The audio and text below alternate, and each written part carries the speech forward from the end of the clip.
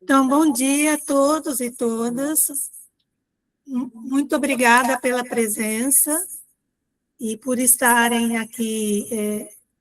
Vamos esperar, tem que diminuir o volume. Aqui no volume.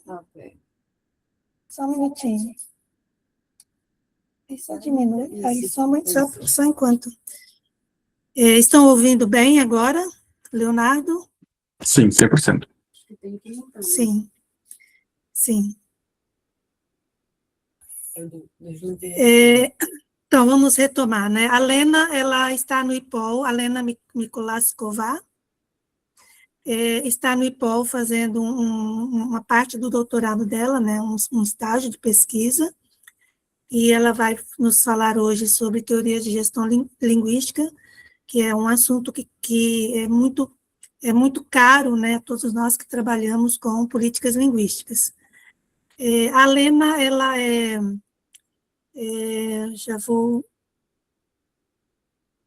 Ela é doutoranda em estudos germânicos na Faculdade de Letras da Universidade de Karlsruhe, ou Universidade de Carolina, né, em Praga, na República Tcheca, e ali ela desenvolve pesquisa sobre o Estatuto Contemporâneo da Língua Alemã no sul do Brasil. Ela é mestre em estudos germânicos, estudos portugueses, e dedica-se aos estudos de políticas linguísticas e da teoria de gestão linguística, com especial atenção aos processos de cooficialização de línguas. Então, atualmente, ela realiza estágio aqui no IPOL e tem interesse por política e planejamento linguístico, línguas minoritárias, direitos linguísticos e gestão linguísticas. Então, essa semana tem sido muito produtiva, né, nos diálogos com a Lena. E, Helena, eu já passo a palavra para você, né, para que você possa, então, nos apresentar, e eu vou, na medida que você precisar também de qualquer ajuda, você pode me falar. E nós vamos, ouvir a apresentação da Lena. Ela vai fazer, por sugestão nossa, né? Ela vai apresentar slides em inglês, vai falar em português, e vai poder também falar em inglês. Se vocês assim precisarem, vocês podem colocar ali no chat qualquer necessidade de parar para esclarecer qualquer ponto. Está bem? Então, Helena, muito bem-vinda, muito obrigada pela sua presença, e vamos começar, então.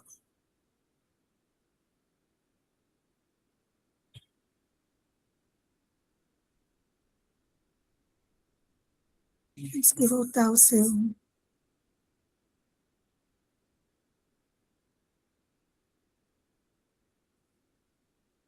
Muito obrigada pela sua apresentação.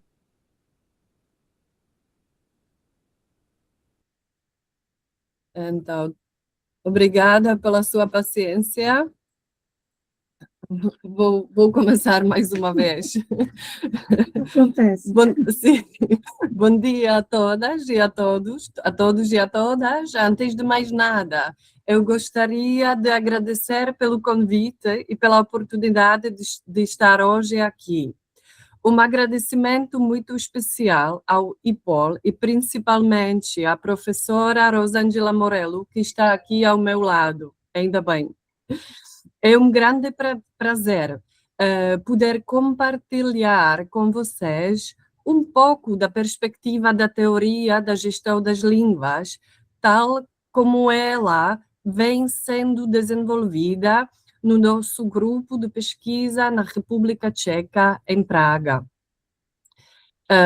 Eu chamo-me Alena, sou doutoranda da Germanística na Faculdade de Letras, já foi dito, e também durante o meu mestrado estudei alemão e português, e desde então o alemão no Brasil tem sido o foco da minha pesquisa já na era do meu mestrado. Na minha dissertação de mestrado, investiguei o alemão brasileiro em diferentes níveis linguísticos, tipo fonologia, morfologia, sintaxe, além da história de imigração alemã para o Brasil. Atualmente, no doutorado, continuo pesquisando o alemão no sul do Brasil. mas agora sob a perspectiva da política linguística. Meu principal interesse são os processos de cooficialização de línguas, principalmente da língua alemã, em municípios brasileiros no sul do Brasil. Entre os diferentes conceitos da análise da política linguística, considero que a teoria da gestão das línguas, ela oferece ferramentas particularmente úteis para compreender como esses processos se desenvolvem. Quem são os atores envolvidos, como surgem as iniciativas, como elas evoluem e como chegam a se transformar em medidas institucionais. Por isso, hoje gostaria de apresentar essa teoria como uma das possíveis perspectivas para analisar a política linguística e, em especial, os processos de cooficialização de línguas no Brasil. Antes de prosseguirmos, gostaria de fazer uma breve observação sobre a terminologia. A teoria de gestão das línguas foi desenvolvida principalmente em inglês. E devido ao trabalho do nosso grupo de pesquisa na República Tcheca, também dispõe de uma terminologia bastante consolidada em tcheco e em alemão. Até onde pude verificar, ainda não encontrei trabalhos em português que desenvolvam essa teoria da forma mais sistemática. Por isso, a terminologia...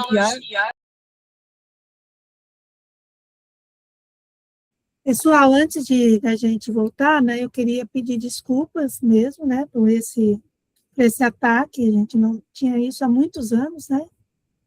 Então, a Lena vai retomar brevemente, fazer um breve resumo do que ela falou, e continuamos, então, com o seminário, tá? Obrigada pela presença e pela paciência.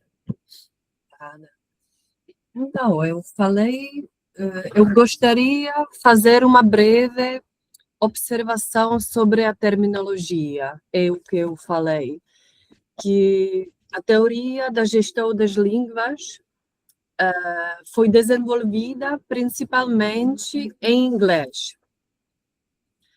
E devido ao trabalho do nosso grupo da pesquisa na República Tcheca, também dispõe de uma terminologia bastante consolidada em tcheco e alemão.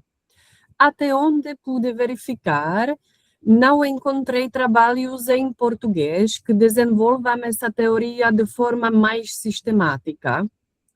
Por isso, a terminologia que eu utilizarei hoje deve ser entendida como uma proposta inicial aberta à discussão. Entre as diferentes possibilidades, a expressão que me parece mais próxima do original em inglês de Language Management Theory é a teoria da gestão das línguas, mas se usa também a teoria da gestão da língua ou até a teoria da gestão linguística. Eu vou usar o termo a teoria da gestão das línguas, mas ficarei muito feliz em ouvir as opiniões e sugestões de vocês durante a discussão.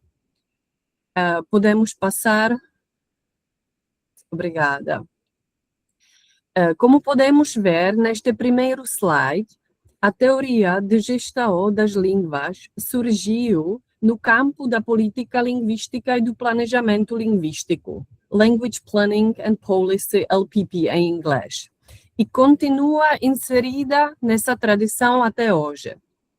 A teoria nasceu da colaboração entre Irineu Stupny, linguista de então Checoslováquia, e Björn Jernut, linguista sueco, radicado até hoje nos Estados Unidos, especialmente a partir de um artigo que se chama Language Planning for Whom, publicado em 1987. O O que eu considero particularmente interessante é que essa teoria desloca o foco da política linguística como um conjunto de decisões estatais ou institucionais para os processos concretos pelos quais os problemas linguísticos são percebidos, discutidos e gerenciados. É justamente essa perspectiva processual que faz da teoria uma ferramenta muito útil para analisar os processos de cooficialização das línguas no Brasil. Podemos... Sim, obrigada. Antes de avançarmos, gostaria também de contextualizar brevemente a teoria da gestão das línguas para aqueles que talvez não trabalham cada dia em detalhe com política linguística. Como mencionei há pouco, a teoria da gestão das línguas é geralmente considerada uma das abordagens dentro do campo da política linguística e do planejamento linguístico. Mas o que entendemos, afinal, por política e planejamento linguístico? A política linguística e o planejamento linguístico referem-se tanto ao que as pessoas, especialistas, políticos ou até mesmo leigos fazem com a língua, quanto a um campo acadêmico que se dedica ao estudo dessas atividades. Tradicionalmente, costuma-se distinguir 3 áreas de atuação: o status da língua, ou seja, as decisões sobre as funções e o reconhecimento oficial de uma língua; o corpus, que envolve questões como ortografia, gramática e terminologia; e a terceira atuação é o aquisição, relacionada ao ensino e à aprendizagem das línguas escolhidas. No meu caso, a pesquisa sobre a cooficialização das línguas se insere principalmente no âmbito do planejamento de status, já que trata de reconhecimento oficial de línguas em municípios brasileiros. Historicamente, esse campo da política linguística e do planejamento linguístico ganhou força, sobretudo a partir da década de 1960, quando muitos países recém-independentes passaram a enfrentar desafios relacionados à diversidade linguística e à construção das suas políticas linguísticas. Antes de prosseguirmos, gostaria de fazer uma pequena observação sobre o próprio termo language management. Podemos passar ao outro slide. Obrigada.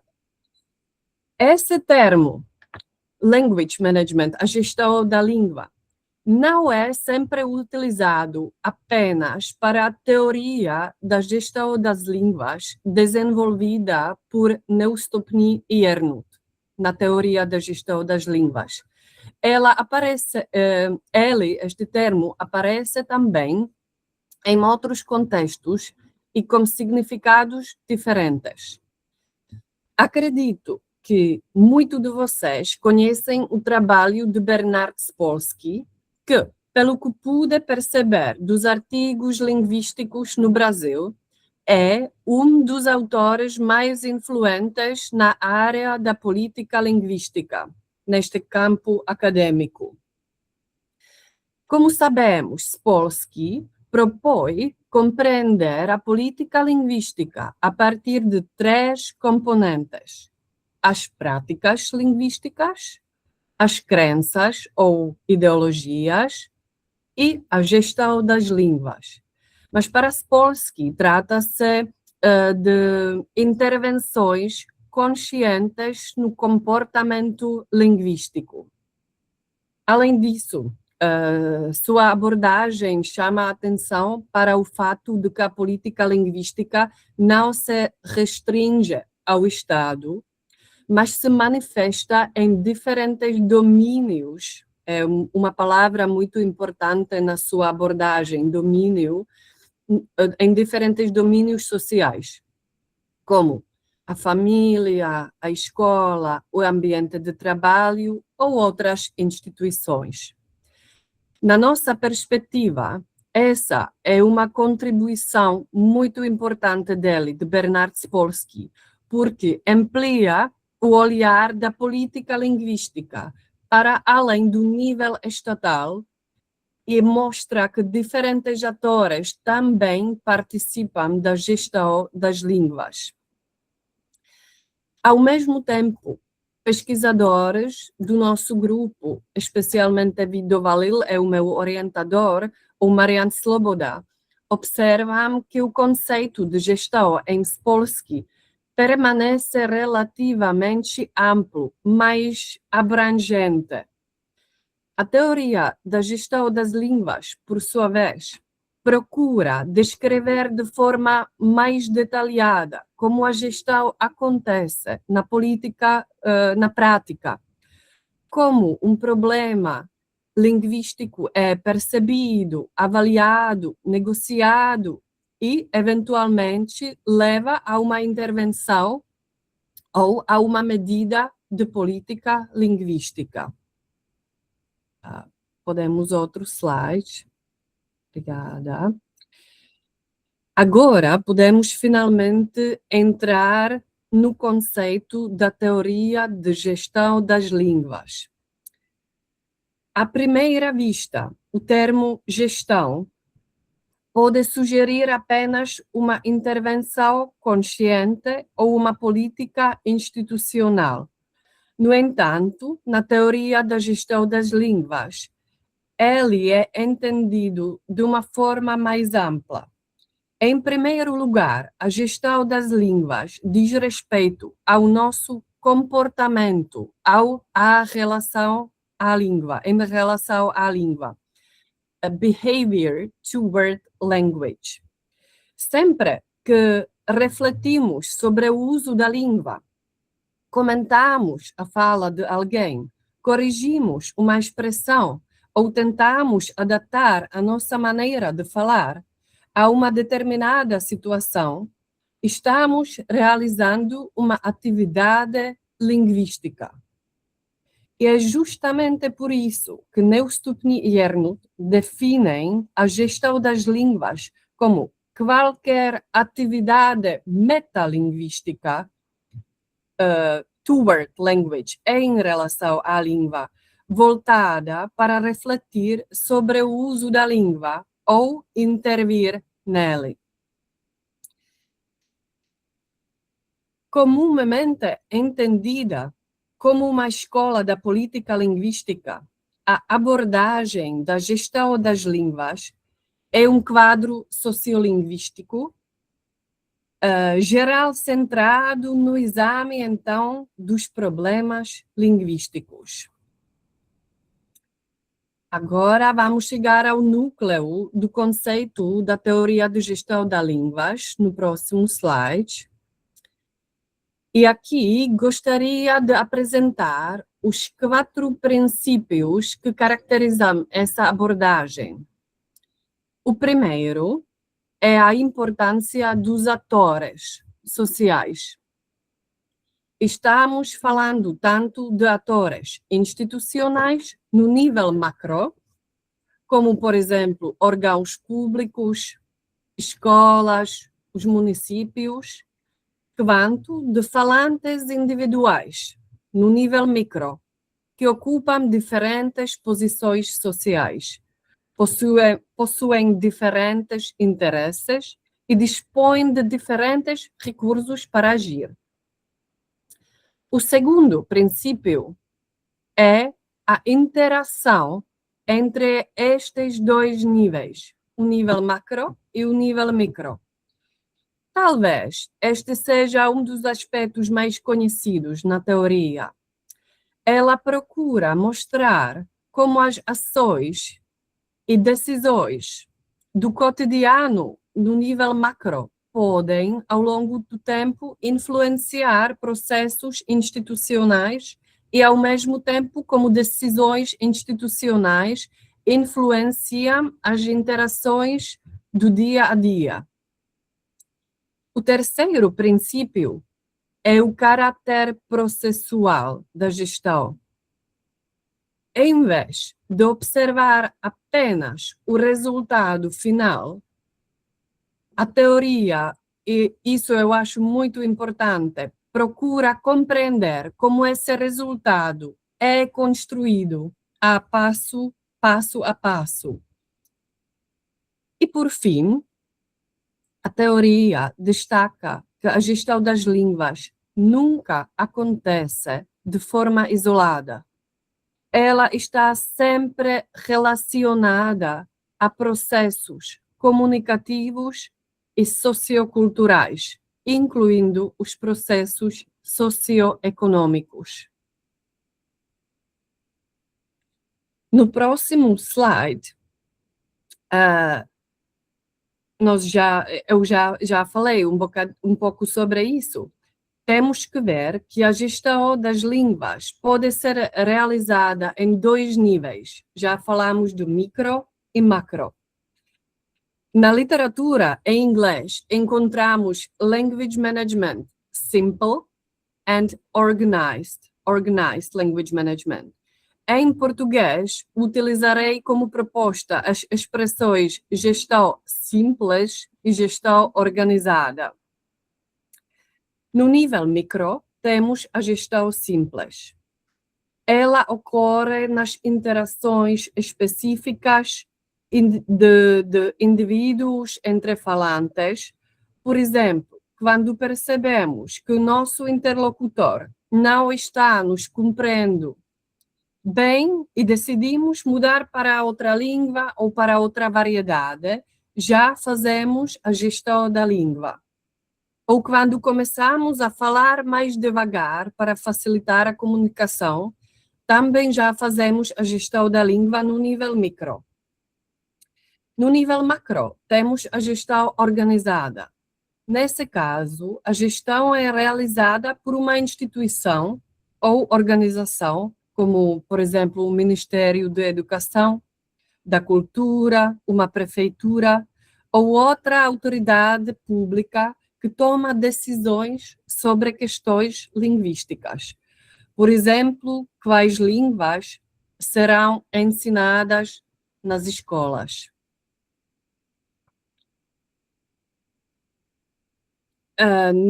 Neste slide é mais sobre micro e macro na teoria da gestão da língua.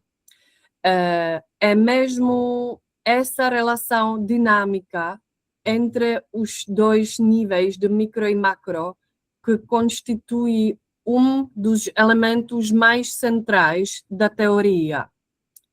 No caso da minha pesquisa, essa distinção é particularmente importante, porque muitos processos de cooficialização começam com iniciativas de comunidades locais e, posteriormente, passam a envolver instituições públicas e autoridades municipais.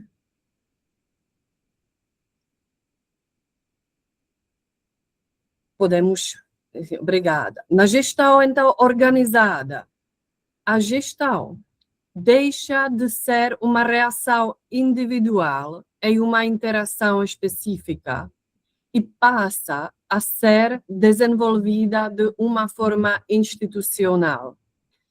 É o que quer dizer a frase que a gestão da língua ou estas ações são transinteracionais, que ultrapassam uma única interação e podem estender-se a outras interações.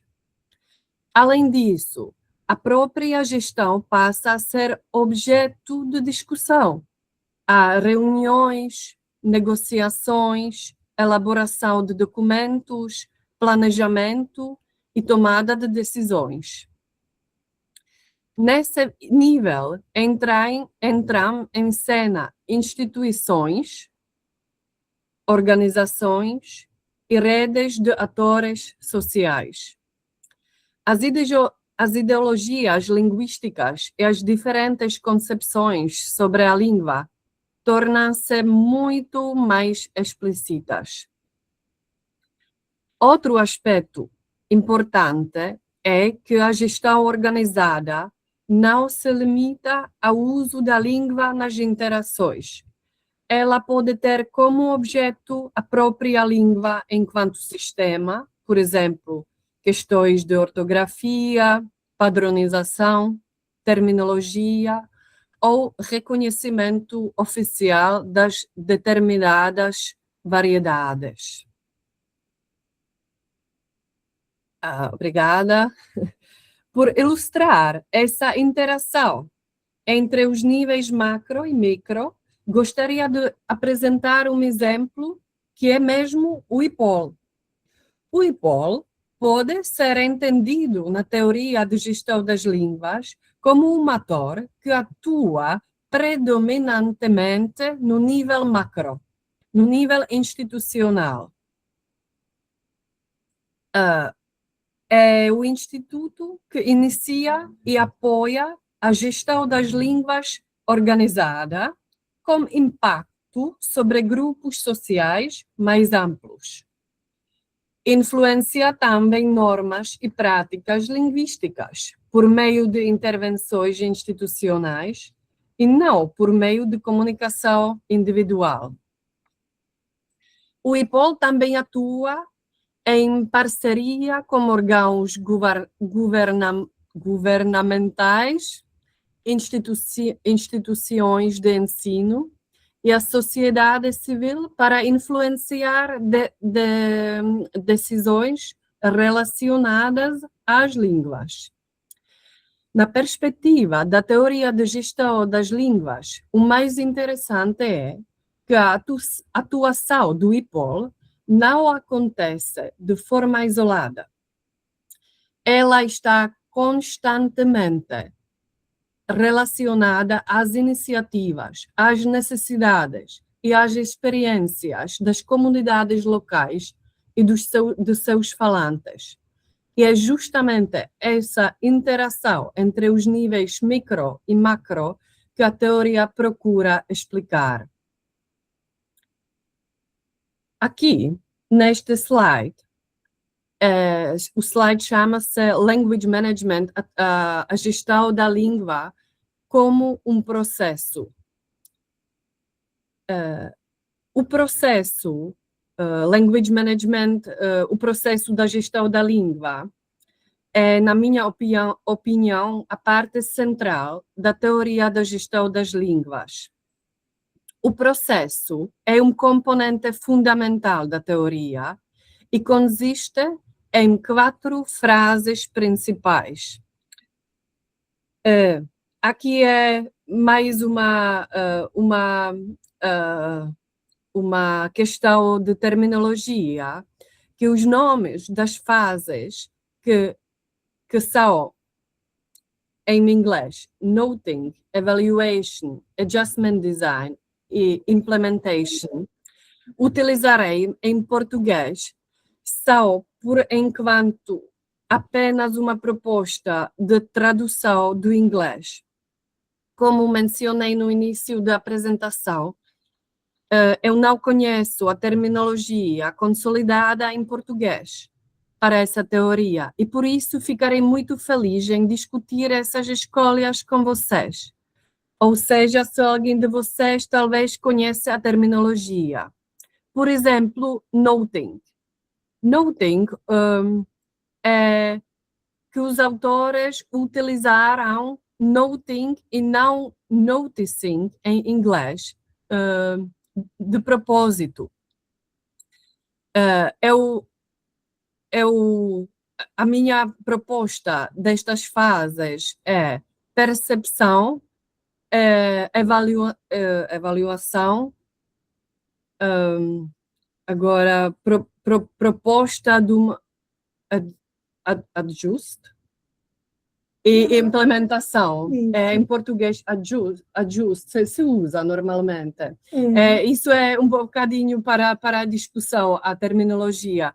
Porque, por exemplo, percepção é uma tradição aproximada ao noting, mas não é totalmente equivalente. A percepção refere-se ao ato passivo de notar algo, enquanto noting, em inglês, na Language Management Theory, envolve reconhecer algo como um problema linguístico que merece atenção e possível gestão. Então, por isso, não é só noticing, é noting. Podemos passar ao próximo slide. Este esquema representa o processo de gestão das línguas de forma bastante clara. Antes de analisarmos de diferentes fases deste processo, gostaria de destacar um pressuposto muito importante dessa teoria, que é que quando nos comunicamos, nunca o fazemos sem expectativas. Pelo contrário, entramos em uma interação, em uma comunicação, esperando que uma comunicação transcorra de determinada maneira. Na maioria das vezes, essas expectativas são confirmadas e a comunicação acontece sem dificuldades. Nesses casos, normalmente não há necessidade da gestão. Ou seja, no nível macro, ilustrado pelo exemplo de Hunsrückes, no município, por exemplo, Santa Maria do Herval, a expectação, quando vemos este esquema, que é a expectativa, desculpa, obrigada. A expectativa neste município era que os alunos nas escolas falam português, porque estamos no Brasil, a língua oficial do Brasil é português brasileiro, então os alunos devem falar português nas escolas. Mas essa expectativa não era... há um desvio da expectativa, que os professores na escola perceberam que há muitos alunos que entram na escola e não falam nada português, só falam alemão. Então, eles perceberam, é a primeira fase de todo o processo, que depois, no fim deste processo, é a cooficialização da língua alemã, sim, mas este processo começou. E onde é que começou? Começou mesmo aqui, que alguém percebeu, alguém reparou que aqui têm-se a mudar as coisas para resolver um problema linguístico. E é a primeira fase. Alguém reparou, noted, percebeu. E a segunda fase, evaluation, que eles avaliaram negativamente que eles não falam português, os alunos, mas falam alemão. E temos que fazer alguma coisa com isso. Então, os professores, em seguida, esta situação foi discutida entre professores, gestores escolares e autoridades locais e acabou levando à introdução da educação bilíngue, o que já é Adjustment Design. a proposta da corretura, ou como dizer. E, como implementação, a fase de implementação é que desde 2009 as escolas municipais oferecem parcialmente ensino em Runsrikisch, em alemão, e utilizam como língua da instrução em determinadas disciplinas. Sim.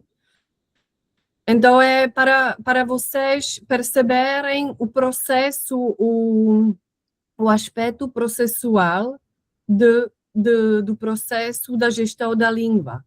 Mas isso era um exemplo no nível mais ou menos mais macro, que depois o município chegou com essa lei e depois mudaram as coisas também no ensino do alemão no município. Mas este processo pode acontecer em cada dia no nível micro.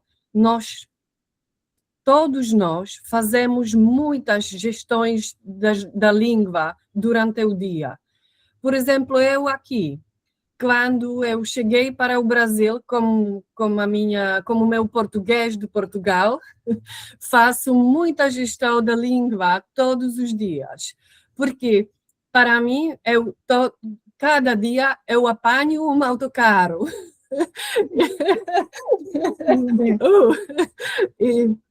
Mas é que quando cheguei para o Brasil, eu comecei a pegar o ônibus, sim. E sempre, quando eu digo vou apanhar o autocarro, eu reparo que esta é a primeira fase do processo da gestão da língua, noting. Eu reparo que estou no Brasil, porque pode ser que uma pessoa que está a ouvir é assim que o que fizeste e estou no Brasil e a avaliação é tipo negativa, porque devia falar português brasileiro, porque estou no Brasil. E depois eu faço adjustment design, porque eu faço uma correção e digo, vou pegar o ônibus e com dizê-lo é já uma implementação. Então, não é a gestão da língua, não é só a coisa institucional do Estado, das organizações, mas o processo pode também ser verificado no nível muito macro, na fala dos próprios indivíduos, dos próprios falantes. Eu vou dar mais um exemplo aqui no próximo slide. Como um exemplo, são as línguas pluricêntricas, por exemplo. Mas começamos, para ilustrar este processo, as línguas pluricêntricas, porque o português é uma língua pluricêntrica. Vamos começar pela situação mais simples, que é pelo funcionamento de um padrão monocêntrico. Nesse caso, existe um centro normativo dominante, só um centro normativo dominante, que define quais variantes são consideradas corretas. Isso significa que os participantes da interação têm determinadas expectativas normativas. No exemplo do português europeu, esperíamos formas como tu falas, vi-o ontem, estou a ler o livro. Quando surge uma variante que não corresponde a essas expectativas, ela é percebida, então é a primeira fase de noting, e normalmente avaliada de forma negativa. A etapa seguinte consiste na proposta de um ajuste, substituir a variante considerada inadequada pela forma que corresponde à norma. Por fim, esse ajuste é implementado este Adjustment Design, por exemplo, por meio de uma correção feita por um professor, por um revisor ou por outra autoridade linguística. Nesse caso, vemos depois o ciclo completo de todo o processo da gestão da língua, da percepção do desvio até a implementação da correção. No próximo slide, é o que acontece quando deixamos de partir de um padrão monocêntrico e passamos a considerar uma língua pluricêntrica. É exatamente isso que veremos no próximo exemplo.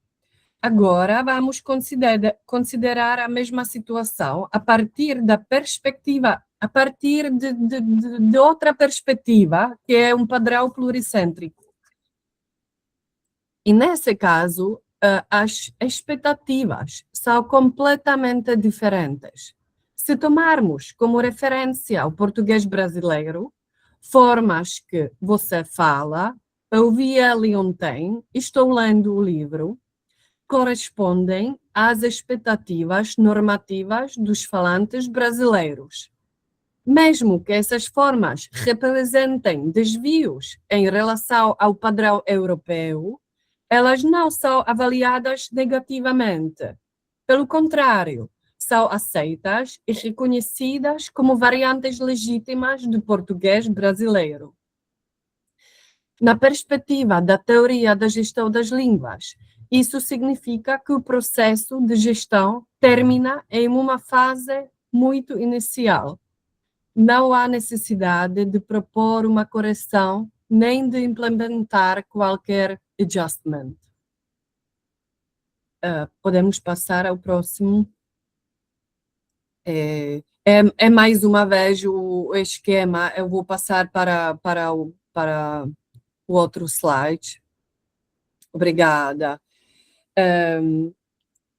Com este slide, gostava de mencionar mais um aspecto fundamental da teoria da gestão das línguas, que eu já falei, mas só um pouquinho,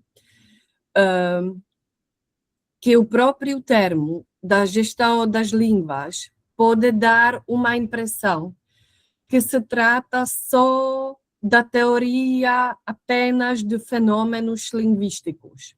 No entanto, não é o caso. Não é esse o caso.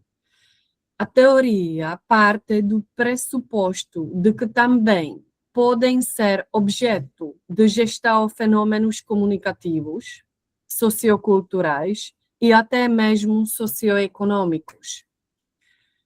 Que, para resolver problemas linguísticos por meio da gestão organizada, é preciso começar pelos problemas comunicativos e socioculturais, incluindo os socioeconômicos, que estão na sua origem ou que lhes estão associadas. Por isso, a teoria da gestão das línguas propõe uma sequência particularmente mais eficaz na gestão das línguas. Primeiro, a gestão sociocultural, ou seja, a criação das condições sociais, culturais e muitas vezes também econômicas favoráveis. Em seguida, a gestão comunicativa, criando oportunidades concretas para que a língua seja utilizada em diferentes contextos sociais. E só então a gestão linguística, em sentido estrito, voltada para questões como a padronização, a terminologia ou outras intervenções diretamente relacionadas à língua. Em outras palavras, a teoria sugere que as intervenções linguísticas tendem a ser muito mais eficazes quando são precedidas por mudanças nas condições sociais e comunicativas.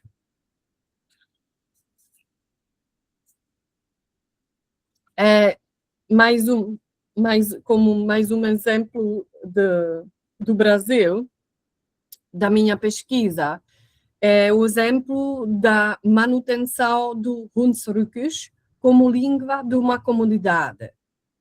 Se quisermos fortalecer o uso dessa língua no município, numa comunidade, não basta produzir gramáticas ou dicionários dessa língua, nem apenas reconhecer a língua falada oficialmente.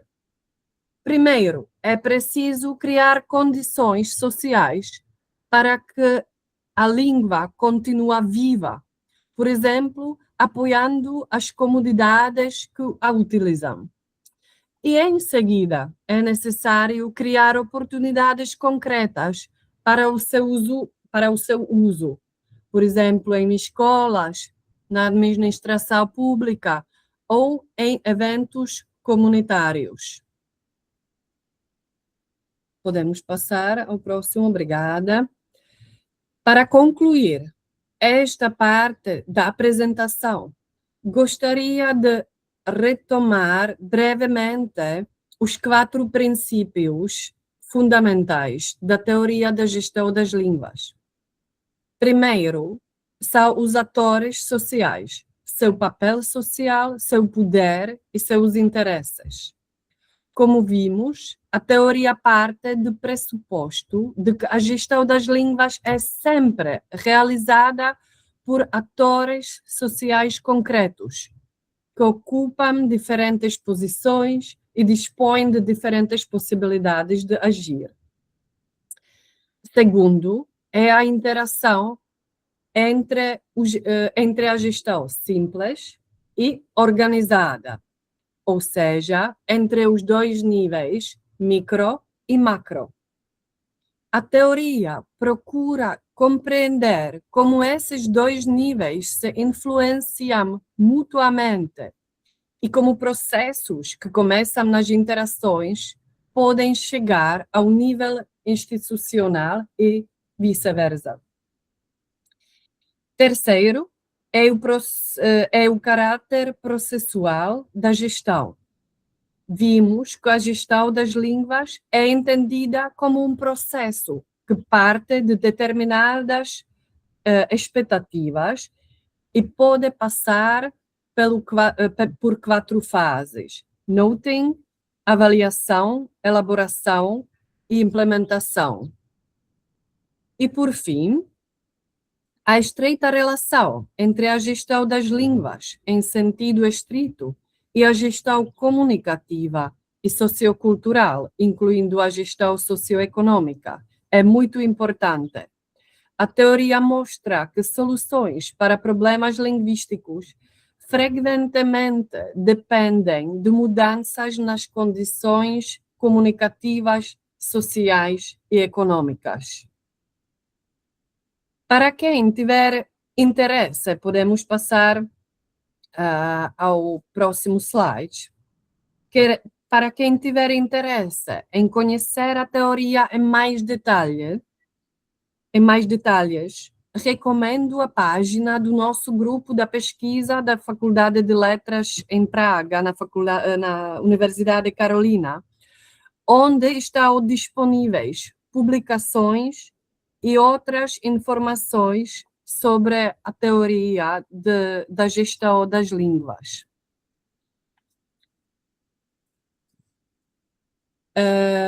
O último slide eu fiz para concluir, eu fiz para resumir como a teoria da gestão das línguas contribui para a minha pesquisa sobre os processos de cooficialização de línguas no Brasil. Primeiro, ela oferece um quadro analítico para examinar como problemas linguísticos são identificados, avaliados, negociados e, por fim, transformados em decisões de política linguística. Depois, explica não apenas quais políticas linguísticas são adotadas, mas também como e por que elas surgem, os motivos. Depois revela o processo de gestão organizada das línguas, que conduz de problemas linguísticos locais a medidas institucionais de política linguística, como a cooficialização de línguas em nível municipal. Mais uma contribuição é que articula os níveis micro e macro, explicando como as práticas linguísticas locais e iniciativas comunitárias se transformam em política linguística oficial. Neste processo, isso é o que é o aspecto processual da teoria de gestão das línguas. Este aspecto permite identificar os principais atores envolvidos na gestão das línguas, por exemplo, comunidades locais, municípios, organizações não governamentais e formuladores de políticas linguísticas, e compreender suas perspectivas, seus respectivos papéis. E a teoria também enfatiza a gestão das línguas como um processo dinâmico que me ajuda a compreender todo o processo, não apenas como resultado jurídico ou político. Eu acho que estamos quase para concluir a minha apresentação, gostaria de compartilhar com vocês uma experiência muito recente que tive durante a minha estadia no IPOL e pela qual sou profundamente grata. Graças ao meu estágio no IPOL e graças a Rosângela Morello, tive a oportunidade de visitar o município de Antônio Carlos, onde o Hunsrückisch é uma língua cooficial. É um município pequeno, 30 quilômetros daqui. Durante essa visita, entrevistei um ex-vereador responsável pela área legislativa que participou diretamente dos processos de cooficialização da língua alemã em Antônio Carlos em 2010. Essa entrevista, por exemplo, é extremamente valiosa para a minha pesquisa, porque eu não encontrei nenhum documentos ou alguma coisa documentada sobre o processo de cooficialização concretamente. Então, para mim, era muito, muito validoso. E porque acredito que a entrevista com ele me permitirá reconstruir esse processo desde o seu início e não apenas analisá-lo a partir da lei de cooficialização de 2010. Procurei compreender na entrevista com ele como esse processo começou, quais desafios surgiram ao longo do caminho, como eles foram negociados e quais atores participaram dessas negociações. Neste momento, não gostaria de entrar em detalhes, porque ainda preciso analisar esses dados de forma sistemática, mas, no entanto, posso dizer que eles representam um material de grande valor para a minha tese. Além disso, tive a oportunidade de participar de uma reunião sobre o futuro do Hunsrückisch neste município, com o senhor prefeito, que era também uma experiência muito grande para mim e muito validosa para a minha pesquisa. Amanhã, provavelmente voltarei a Antônio Carlos para fazer entrevistas com os falantes de Hunsrücks. Por isso, desculpa,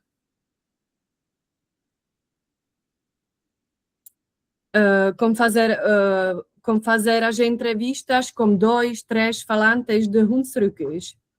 Pelo que pude compreender do censo linguístico que o IPOL fez neste município em colaboração com eles e nas observações realizadas durante as reuniões, eu compreendi logo que as raízes alemãs permanecem fortemente presentes na comunidade, constituindo um elemento relevante de sua identidade cultural.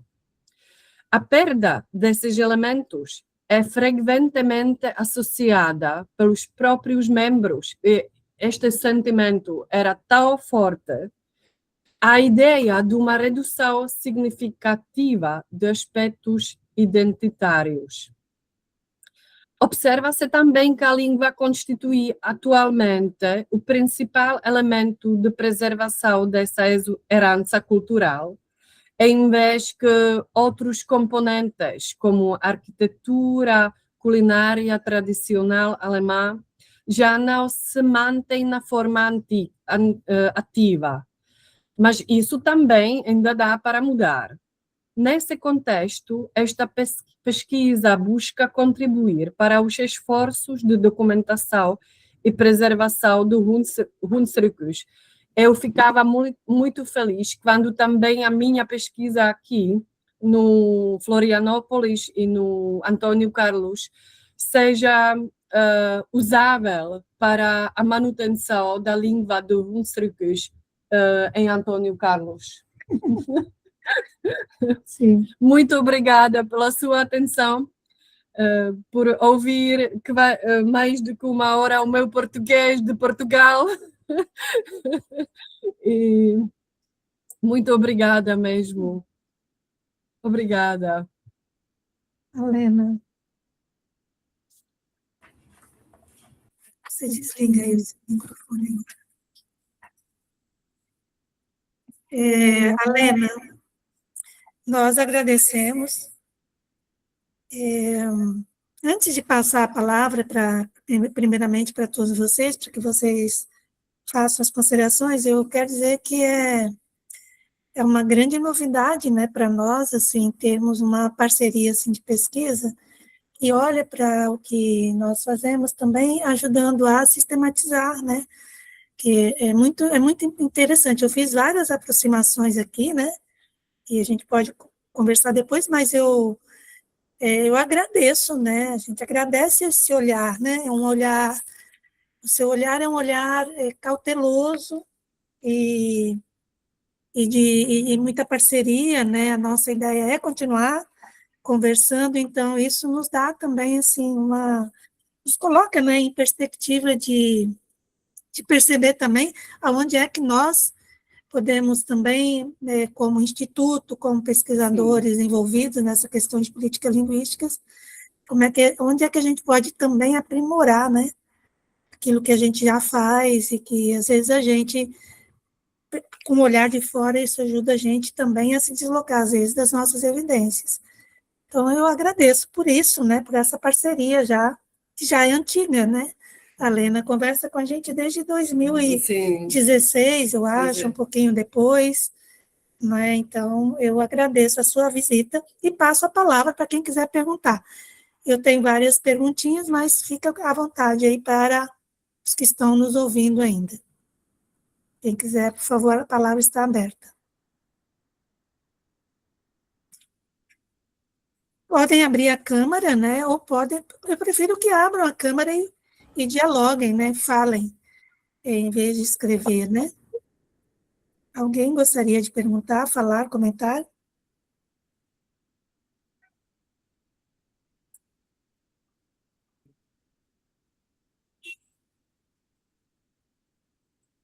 Gilvan? Bom dia. Eu não queria ser o primeiro, mas... Que honra, que prazer. Aliena, grande prazer em vê-la. Não tivemos a oportunidade de nos encontrar pessoalmente ainda, né? Também queria agradecer muito a sua palestra, foi extremamente interessante também do ponto de vista da história das formulações político-linguísticas, né? E como é que, em diferentes partes do mundo, a teoria foi desenvolvida, e como é que essas relações também, entre os próprios pesquisadores que você citou, se estruturaram aí na República Tcheca, né? Sim. Então, muito obrigado. Eu leciono a disciplina de política linguística na nossa universidade, aqui na UFSC.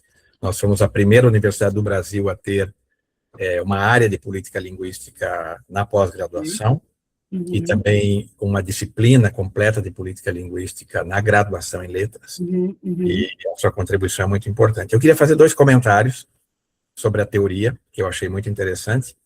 A primeira é a própria definição do que seria gestão linguística, a definição que você deu de language management, né?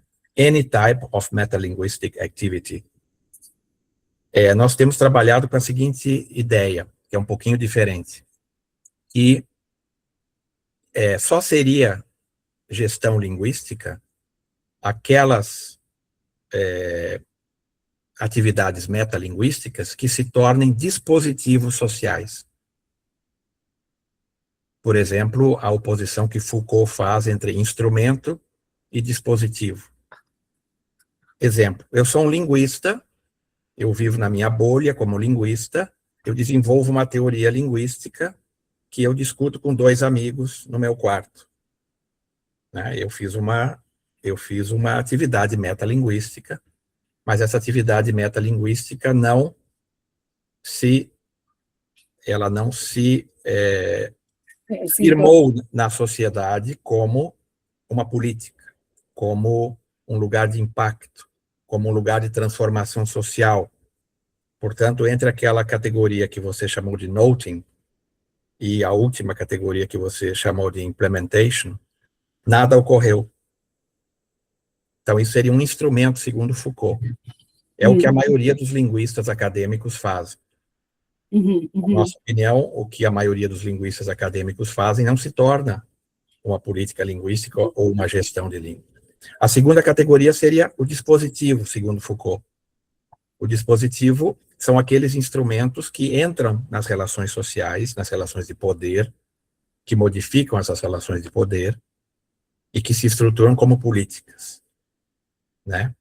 Então, eu acredito que a gente tem trabalhado no IPOL, na UFSC, com uma noção um pouco menos ampla do que seria a gestão de línguas, né? Somente aquelas que têm, ainda que interrompidas por relações de poder, que não possam ser superadas, ainda assim que entrem nas lutas sociais, nas lutas societárias, de determinados grupos étnicos, ou classes, ou regiões, ou unidades administrativas, enfim. Então, essa seria a minha primeira pergunta para você sobre essa distinção entre instrumento e dispositivo, no sentido de modalizar essa definição, any type of metalinguistic activity. Seria a primeira. A segunda observação seria nos 4 pontos que você nomeou, que vão do noting. Noting talvez nós chamássemos de identificação do problema, né? A identificação do problema, a avaliação, o design de ajuste e a implementação. Você usou ali uma categoria que é a categoria de deviations, ou desvios. O desvio de alguma norma, de alguma... E quer me parecer que nesse mundo plural que nós vivemos, esse conceito de desvio é um pouco antigo, está associado a certas epistemologias mais do século XIX e XX. Existe um padrão, e nós vamos notar algo que sai do padrão, né? Só que o que nós temos na contemporaneidade são muitos padrões ao mesmo tempo, Não há mais um padrão do qual haja desvios, mas há uma série de fenômenos históricos e sociais. Um não é o desvio de outro. Então, quer me parecer que o conceito de desvio seria substituído com grande vantagem pelo conceito de emergência histórica. Né? Não é porque há um desvio que nós identificamos, é porque há condições para a emergência histórica de determinados fenômenos. Exemplo, cooficialização de línguas. No tempo da ditadura militar, até 1988, os fenômenos do multilinguismo já estavam lá. Já estavam todos instalados, até mais do que hoje, né? A porcentagem de falantes de muitas dessas línguas era muito superior à de hoje nas localidades. No entanto, não havia as condições históricas para que esse fenômeno emergisse na percepção, como uma possibilidade. Então, eu não diria que o fenômeno emerge porque há um desvio, mas antes porque há condições de emergência histórica, que podem ir numa direção e também na direção oposta, né? Por exemplo, apenas um europeu pode considerar que o português do Brasil possa ser um desvio em relação ao português de Portugal, porque essa é uma perspectiva de lá. Aqui isso absolutamente não faz sentido, porque há 20 falantes de português brasileiro para cada falante de português de Portugal, porque hoje nós sabemos que o português clássico era mais semelhante ao português do Brasil do que o português de Portugal, então, historicamente, o português de Portugal é que desviou-se da origem clássica, do ritmo silábico, etc. Mas isso não é um quadro epistemológico, eu diria, muito apropriado para tratar desta diversidade que nós temos hoje, né? Dessas múltiplas direcionalidades que nós precisamos considerar quando surge esse primeiro momento, que é a identificação dos fenômenos. A identificação dos fenômenos ocorre na identificação de uma luta social específica. Há um momento em que há uma luta que institui lutadores. E esses lutadores é que formulam esse fenômeno das mais diversas maneiras. Tanto é que, se você estudar diferentes municípios com línguas cooficializadas, na Amazônia, no Mato Grosso, aqui, você vai ver que se tratavam de lutas diferentes. Os processos de identificação foram diferentes. Né? Deu-se por muitas formas, em algumas isso foi tratado em organizações indígenas, em outras foi tratado por vereadores, em outras foi tratado por professores da rede pública, com justificativas as mais diferenciadas também. Então, seriam minhas duas observações, que achei muito interessante. A primeira, então, relativa à ideia de definição mesma de gestão de línguas, instrumento e dispositivo, né? Então, o dispositivo, sim, ele emerge como um lugar de gestão, e depois essa noção de desvio, que eu diria que talvez não seja necessária, dada a sua relação, assim, com uma epistemologia mais do século XIX, XX, quando essas coisas pareciam ser mais simples. Mas muito obrigado de novo, foi excelente escutá-la. Espero já que a sua palestra tenha ficado gravada para podermos usá-la como material na pós-graduação aqui da UFSC, nessa disciplina de política linguística.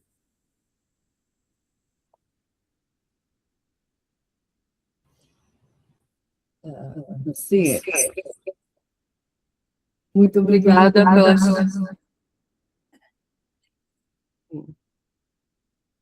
É só um minutinho.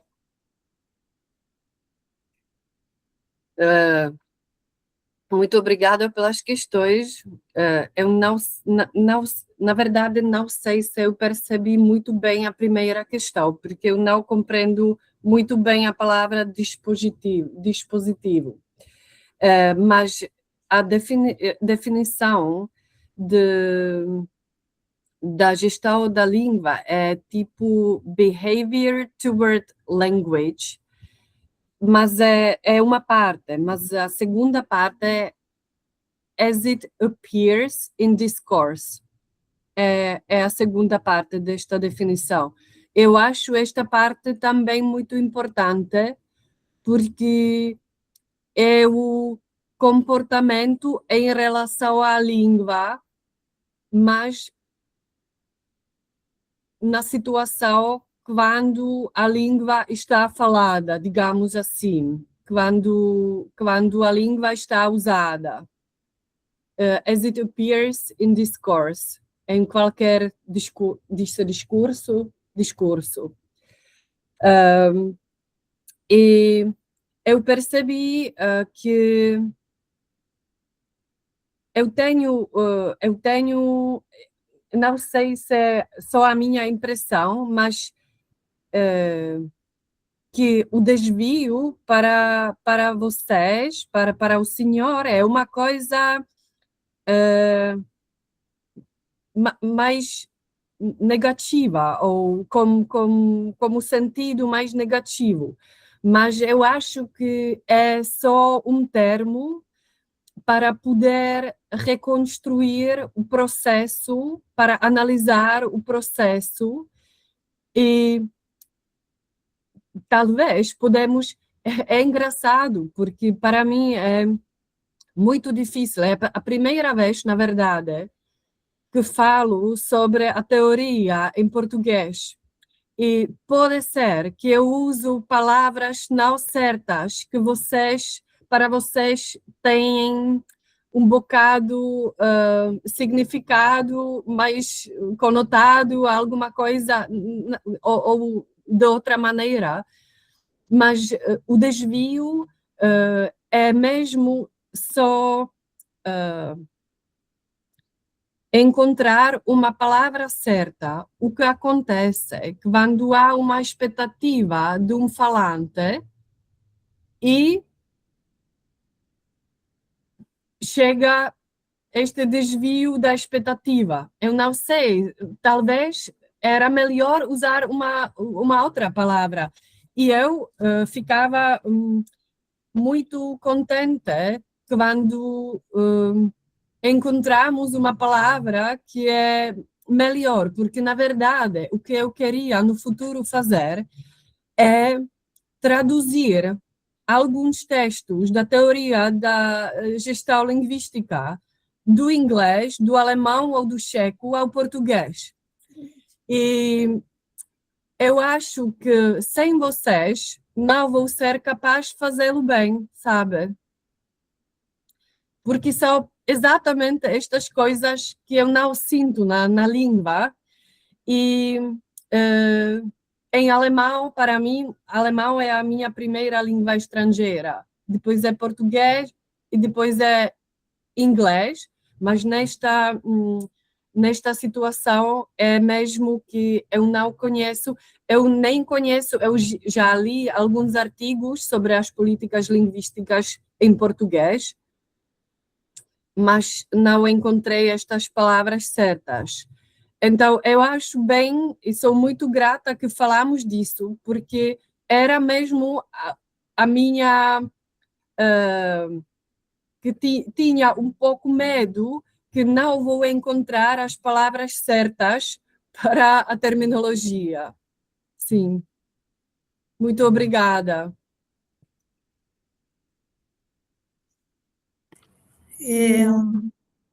A palavra ainda está aberta. Cadê meu? Alguém mais gostaria de fazer alguma colocação? A palavra está aberta.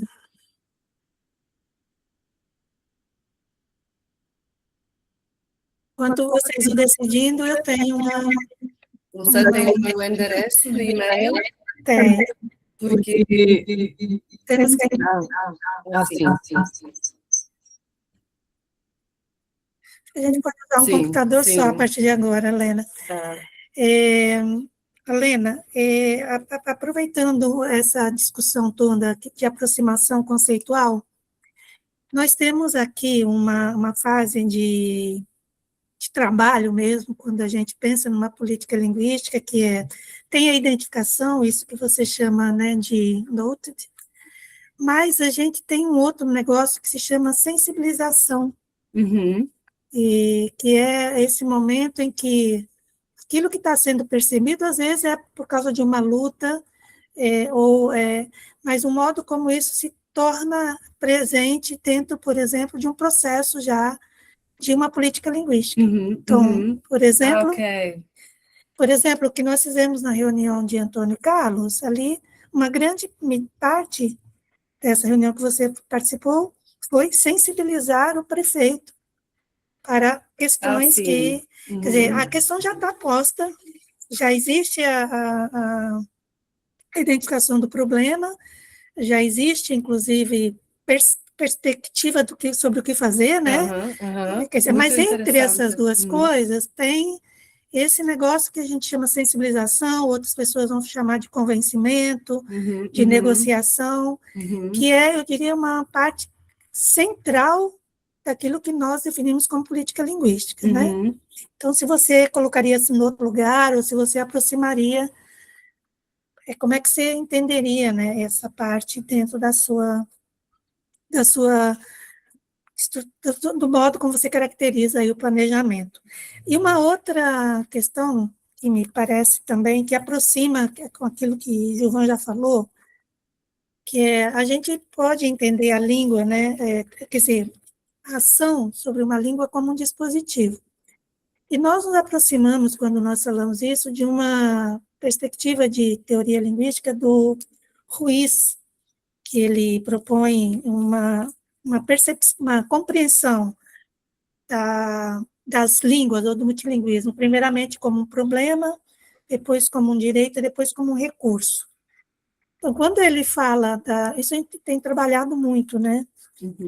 Quando ele fala da língua como recurso, ele abre uma perspectiva que é essa de fazer com que várias ações que estão acontecendo sejam elas consideradas normais. Um dispositivo que pega a língua como um recurso social, quer dizer, aquilo que a língua vai trazer quando você puxa o fio da língua, ela traz coisas que beneficiam essa comunidade, essa comunidade linguística, que é uma ideia de que a própria economia hoje, ela se sustenta na língua. A língua é hoje aquilo que o Marazzi chamou no livro de 2009 de houve uma virada linguística da economia, dado o modo como as línguas hoje funcionam. Bom, isso para a gente pensar que o lugar que as línguas têm, esse espaço que você chama lá no final, né, como sendo importante fazer a gestão sociocultural das condições econômicas, Sim. Eu diria que tem esse outro lugar hoje, esse espaço de gestão de língua que demanda talvez também um lugar de compreensão aí nas nossas teorias que a gente tem falado na articulação com o que é a gestão da internet, né? Mas esse lugar da língua como recurso, né? Como que isso entraria na sua forma de compreender a teoria de gestão da língua? E a gente, no último trabalho que eu fiz com o Marcos Paulo, que é um jurista, a gente escreveu um texto sobre a cooficialização, exatamente, e aí eu diria que aquilo que o Gilvan já falou, eu acho que valeria a pena, não sei se para a sua tese, que você quer fazer um estudo de caso, mas mais para adiante a gente pode escrever sobre isso, talvez, comparar os diferentes processos da cooficialização. Eu pensei que, Gilvan, que a gente podia escrever um artigo conjuntamente com a Lena sobre isso, publicar, né, para mostrar como que os processos são heterogêneos também, né? E a gente tenta mostrar um pouquinho isso no artigo, mas a gente está propondo ali também que a própria política da cooficialização é ela mesma um recurso, de modo que ela, quando ela virou um instrumento, ela virou um dispositivo, ela ficou à disposição da sociedade para a própria lei ser usada como um momento de negociação, digamos. Ela entende?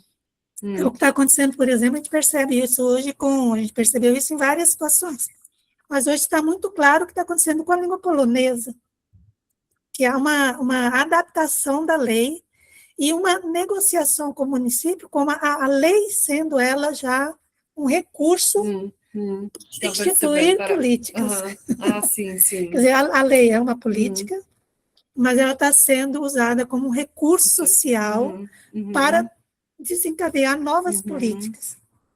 Então, por exemplo, a gente tem tratado disso com o Fabrício, a lei permitiu que a prefeitura emitisse alvarás de funcionamento dos estabelecimentos em língua polonesa ou em língua polaca. Então, os comerciantes todos querem isso. Eles têm promovido um movimento dentro da prefeitura, fazendo com que a língua reconheça um estabelecimento comercial. Compreende? Bom, era isso que eu queria só colocar, quer dizer, a ideia de que também a própria política, no nosso caso, como a gente atua mesmo nos processos, às vezes ela é ela mesma um processo. A própria lei, ela entra processualmente dentro de uma política linguística. Né? Eu não sei se são perguntas, né? Eu acho que são mais pontos para a gente refletir futuramente também. Eu faria ainda 2 observações curtas sobre o que a Rosângela disse. Por exemplo, a visita de vocês ao prefeito, né? A ideia de sensibilização. Sensibilização enquanto processo, mas enquanto pista de trabalho, seria ampliação de alianças. Ampliação de alianças, né? Quando eu falo em ampliação de alianças, nós estamos falando o seguinte: para todas as categorias que você propôs, essas categorias que você propõe, identificação, avaliação, design, implementação, dá a impressão que existe um ator central que vai desenvolvendo o processo de gestão das línguas. Mas o processo de gestão das línguas é um processo interpolítico, em que tem vários atores políticos atuando ao mesmo tempo, paralelamente, contraditoriamente, em diferentes momentos do processo. Então, para você fazer uma verdadeira descrição etnográfica do processo de gestão de línguas, você teria que pegar essas 4 categorias e projetá-las paralelamente várias vezes. Conforme os vários atores que estão trabalhando no quadro político geral da gestão. Tem o prefeito, tem os vereadores, tem um jornalista que é contrário, tem o departamento de alemão da UFSC que intervém, tem o IPOL, tem isso, tem aquilo. Cada um deles tem um jeito de identificar um problema, tem uma avaliação, tem um design e tem uma forma de intervir na implementação. Porque, paralelamente a tudo isso, está o mundo político propriamente dito, que são as estratégias políticas. Eu sempre me senti atraído por descrever o processo de gestão, e muito especialmente a gestão do multilinguismo no Brasil, que é a oficialização, o inventário e outras análises, do ponto de vista das estratégias políticas correntes. Agora mesmo eu fiz uma palestra na Federal Fluminense sobre os 6 círculos das políticas linguísticas para o multilinguismo no Brasil, que é uma formulação nova, nossa também, e eram 3, agora já são 6, e eu tentei relatar isso, Alena, do ponto de vista do dia a dia político. Quem disse o quê, quando começou, quem replicou, quem se contrapôs, quem foi contrário, e você constitui o mundo efetivo da política que circunda a gestão. Né? Então, aquilo que é do ponto de vista de uma gestão, a sensibilização, de outro ponto de vista é a ampliação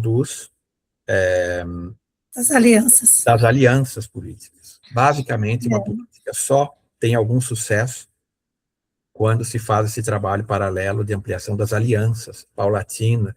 Depois essas alianças são desmontadas num certo momento histórico, elas retornam 20 anos depois. Veja as escolas bilíngues de Blumenau, a ideia das políticas para o alemão em Blumenau, que nós começamos de 2002 a 2004.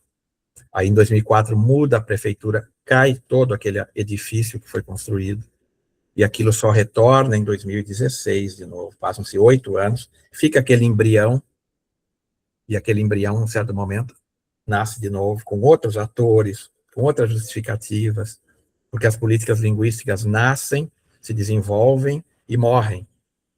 E depois de algum tempo elas nascem de novo. As ideias são cíclicas, né? Elas não têm uma durabilidade linear, como dá a impressão, às vezes, numa teoria da gestão, mas elas são cíclicas, elas dependem do mundo político, elas dependem das conjunturas políticas centrais. Então, eu me interesso muito por essa parte das estratégias políticas concretas ao redor da gestão. Depois tem uma outra coisa que a Rosângela disse que é muito importante, do fato da cooficialização ficar disponível, isto é, criar tecnologias sociais de línguas. A gente chama assim mesmo. As políticas linguísticas são tecnologias sociais.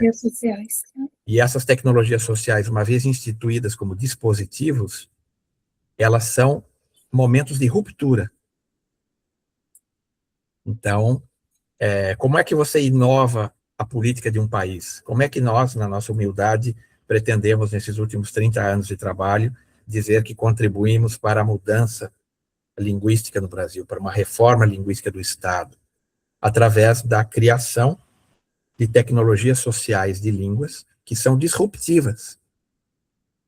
São disruptivas. Elas superam ou elas desabilitam políticas gerais que estavam instituídas antes.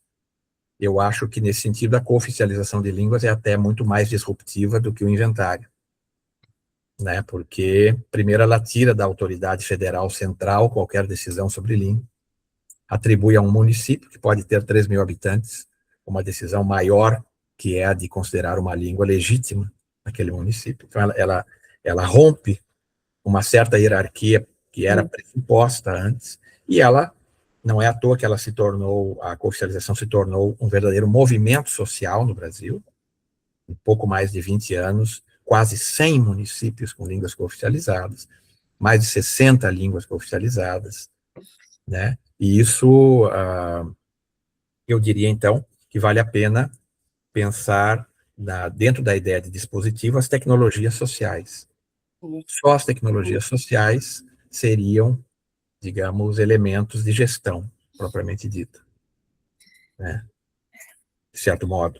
Embora, claro, haja muitas preparações, muitos ensaios, muitas opiniões, né? Tudo que se diz no Facebook sobre línguas no Brasil não é propriamente gestão de línguas, mas são modos de circulação ideológicos, são ideologias linguísticas que estão circulando e que preparam, atacam, tematizam, fazem possível as políticas propriamente ditas, né?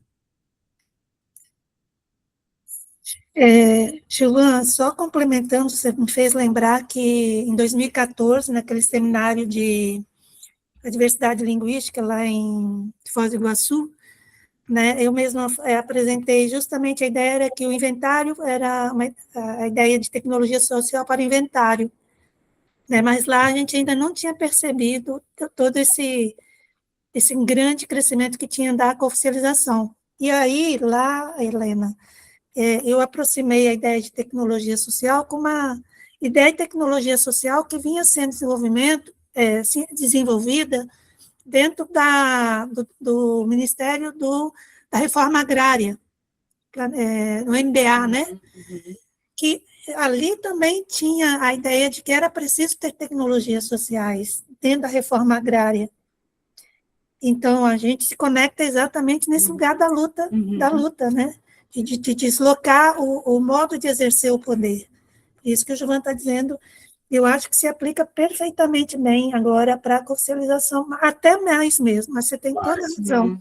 Porque para o INDL, lá naquele momento, tinha um impulso do INDL, do Estado brasileiro, depois resfriou, mas a cooficialização continua muito forte, eu acho que dá para retomar essa ideia. Sim, concordo com tudo que você falou, Gilvan. Alguém mais gostaria de comentar? A gente pode pensar mais uns 5 minutinhos para ouvir vocês, e aí a gente encerra. E fique à vontade, gente, para fazer suas colocações, Leonardo também. Quem mais? Eu vou aproveitar. Saíram, né, já. Porque acabamos perdendo um tempo aí com a invasão. Foi uma invasão horrível. A minha pergunta, na verdade, é porque me parece um pouco inesperado ter alguém pesquisando especificamente o alemão falado aqui no Brasil, né? No caso, o Hunsrück, mais especificamente a cooficialização de línguas. Então, eu ia saber da Lena de onde surgiu esse interesse, né? Porque eu sei que você já tinha aprendido português antes, mas por que especificamente o contexto do alemão no Brasil? Não pode falar aqui que você ok, está ouvindo ok, bem. vou falar aqui. Vocês estão ouvindo, né? Estão ouvindo, né? O microfone pega tá aqui. bem. Sim, então porque porque alemão no Brasil, sim, eu acho que sim, por causa que o meu mestrado, que estudei português e alemão, mas eu acho que a primeira ideia chegou para a minha cabeça quando estudei na Alemanha, era 2006, em Leipzig, e onde eu frequentava um seminário, e eu acho que era só um seminário, é só uma aula sobre o alemão no sul do Brasil. E era na Alemanha que eu percebi, porque eu não sei se até eu talvez nem sabia que há tantos falantes do alemão no sul do Brasil. Eu, como estudei, eu acho que era na época, porque eu comecei como alemão e depois de um ano dos estudos do alemão, eu entrei o português. Eu acho que era nesta época que eu disse-me, isso era interessante estudar estas duas línguas e, na verdade, é muito interessante estudar uma língua germânica e uma língua românica. E o alemão no Brasil era uma grande oportunidade para mim ficar em contato com ambas línguas, porque às vezes a gente tem que fazer um compromisso quando estuda duas línguas. Sim. Alguém mais? Talvez valesse a pena, Helena, você contar um pouquinho para nós sobre a sua faculdade, o grupo de pesquisa, como é que o nome do os colegas, o que os colegas pesquisam, isso é muito importante para nós conhecermos mais. Sim, sim. Então, a minha Faculdade de Letras, é uma das antigas, da Universidade Carolina. Então, a Universidade Carolina é uma das antigas universidades da Europa Central, construída em 1348, se me lembro bem. Tem 4 faculdades de letras, de direito, da medicina e direito, medicina e tipo socioeconômica, sim, mais ou menos. E fica no centro, a minha faculdade fica no centro em Praga. Por acaso eu queria aproveitar essa oportunidade para convidar vocês para chegar para Praga, e seria um grande prazer e uma honra falar mais em detalhe sobre as políticas linguísticas também como os meus colegas. Por quê? Porque eu sou estudante de doutorado. Eu ainda não sou tão profundamente em detalhe nesta teoria da gestão das línguas como as pessoas que se dedicam às políticas linguísticas já há muitos anos. Então, eu acho para vocês pôr ainda mais importante falar com os meus colegas. Eu pensava assim que podíamos fazer um seminário durante o dia com vários temas que os meus colegas podem...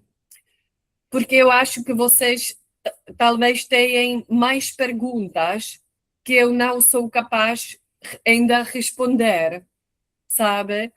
E que, sim, eu acho que podemos pensar nisso. Os meus colegas se dedicam...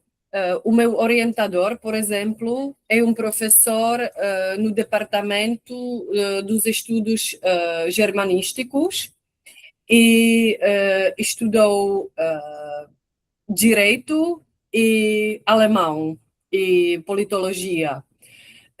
Então, ele faz muita coisa como a sociolinguística, como a política linguística, mas também ensina, por exemplo, gramática da língua alemã ou sociolinguística e tal. Mas os outros colegas deste grupo de pesquisa, uma colega do grupo de pesquisa é uma americana que trabalha no Instituto pela língua checa, como uma estrangeira, e ela dedica-se muito à teoria da gestão da língua de vários pontos de vista, e eu pensava que um encontro com ela e com o professor Nekvapel, que é mesmo deste grupo de Neustupny e Björn Jernut, são os dois nomes que inventaram esta teoria. Eu conheço Björn Jernut pessoalmente, porque no ano passado ele chegou dos Estados Unidos para a República Checa, para o nosso seminário, para a nossa aula.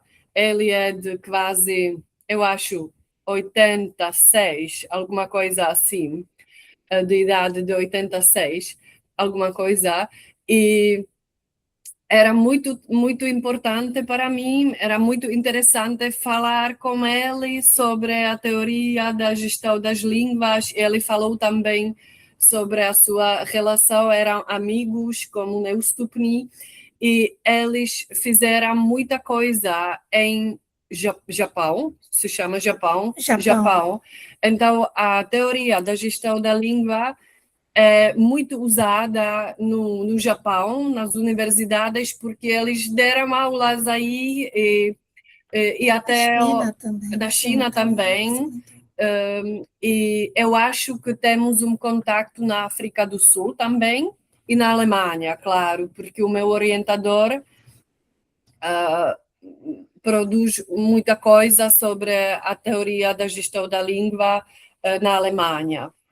E cada 2 anos há uma conferência internacional sobre a teoria da gestão das línguas. Este ano tem lugar a Budapeste, na Hungária, mas há 2 anos que teve lugar na China e dentro de 2 anos vai ter lugar na África do Sul.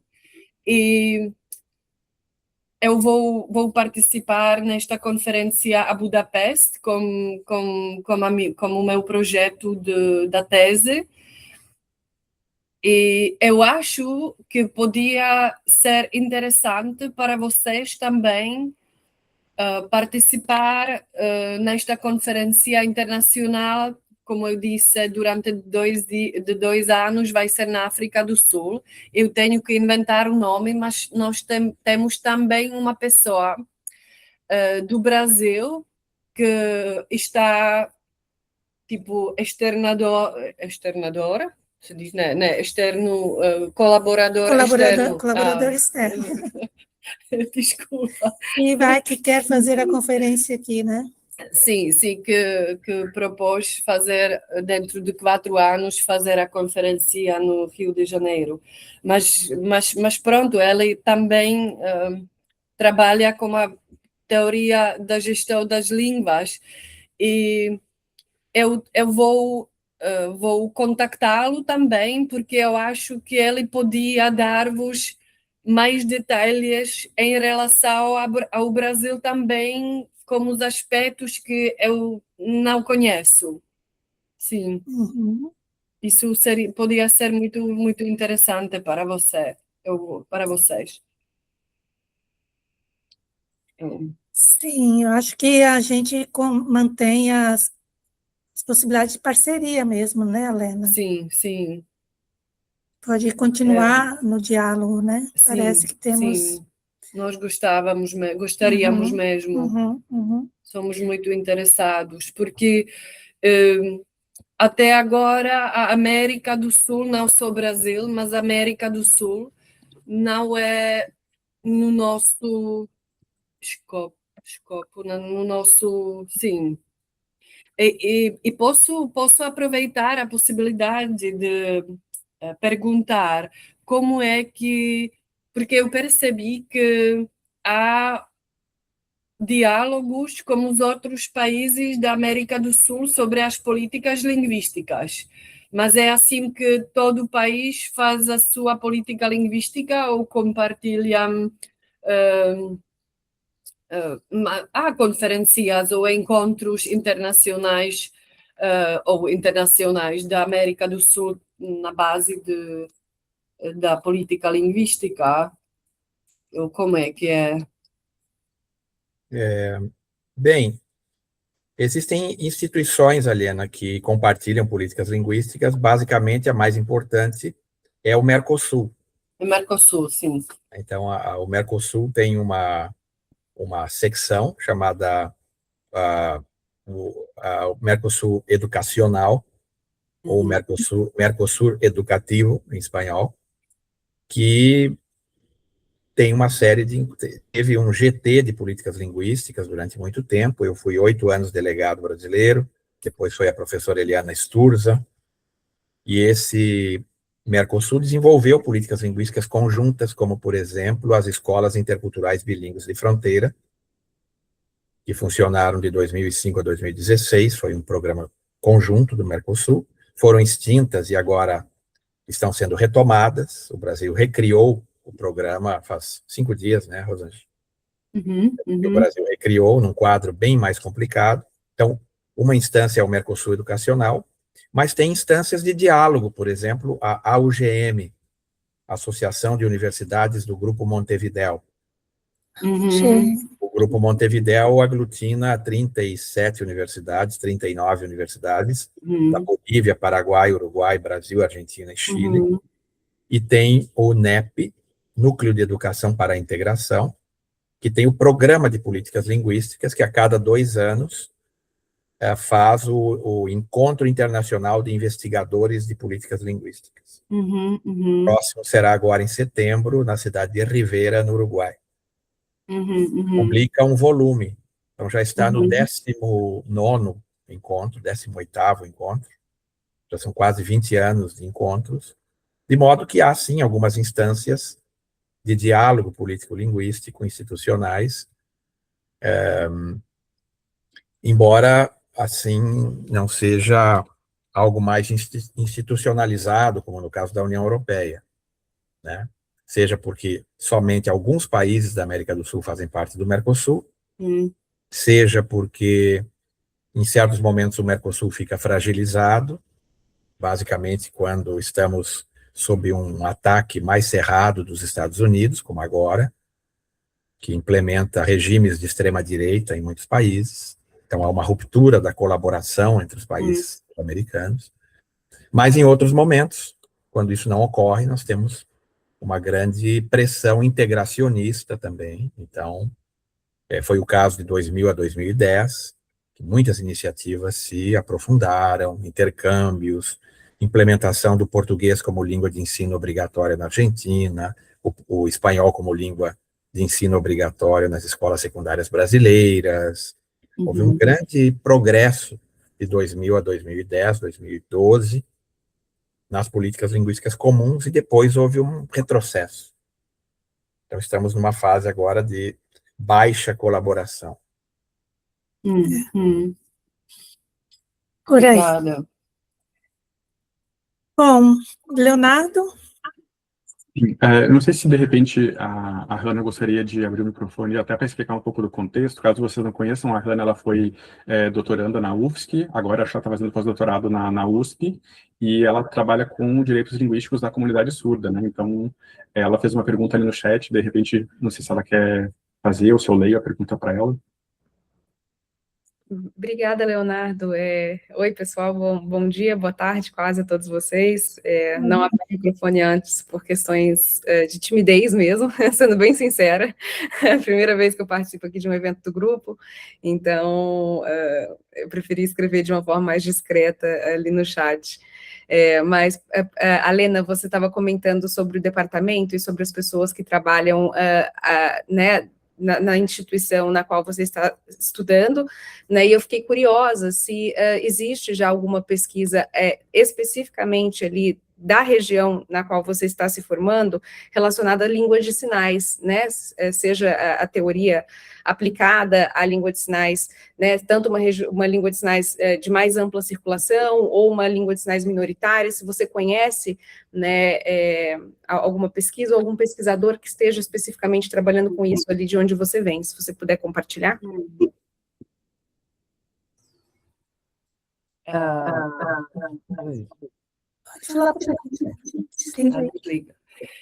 Obrigada pela pergunta.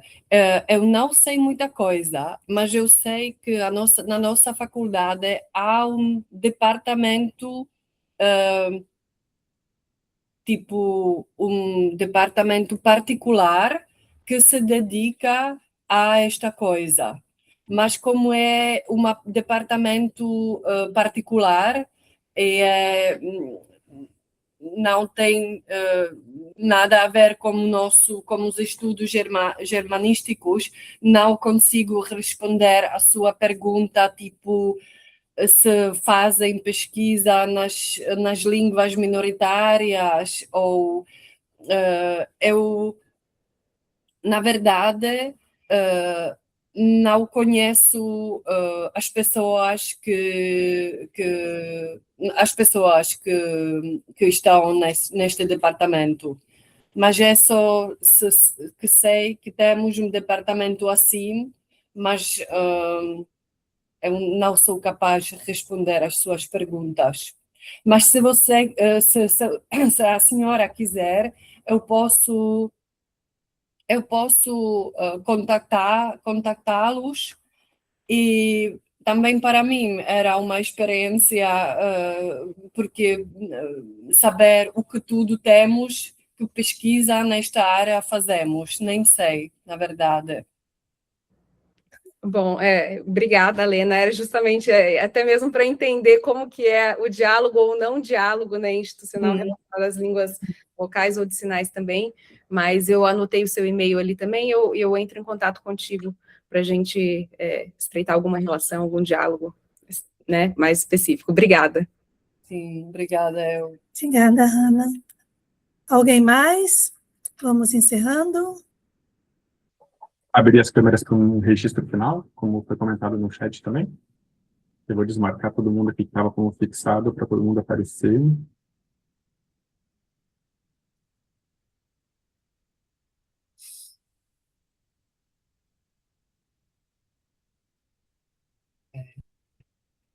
Oi?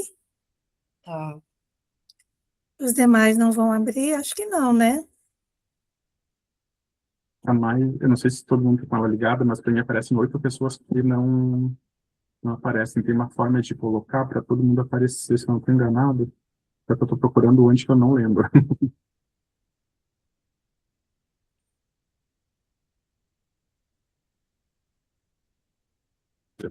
Agora acho que foi. Todos aparecem, pelo menos.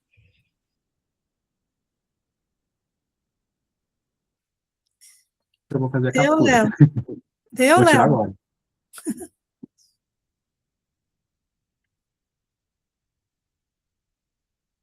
Agora deu.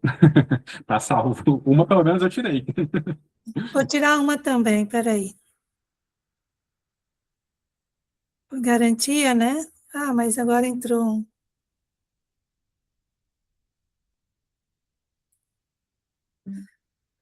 Pronto. Entramos todos aí. Gente, então nós vamos encerrar. Eu agradeço muito, né, a participação de todos. É uma pena que a gente teve esse entreveiro aí no começo, né? Eu acho que algumas pessoas se perderam mesmo nesse caminho, mas esse vídeo está gravado. Nós vamos fazer uma edição para tirar as imagens horrorosas e para um evento como esse, né? E a gente vai disponibilizar no canal do IPOL. O IPOL tem um canal no YouTube, tá? IPOL Vídeos. A gente vai disponibilizar lá e também na parceria com o GT. Eu não falei antes, esse evento é uma parceria, né? Do IPOL com a Cátedra Unesco e o GT de Geopolítica para o Multilinguismo. Tá bom? Muito obrigada, então, a todos. Bom almoço. Muito obrigada. Estamos em contato. Ok, obrigada. Obrigada. Tchau, tchau.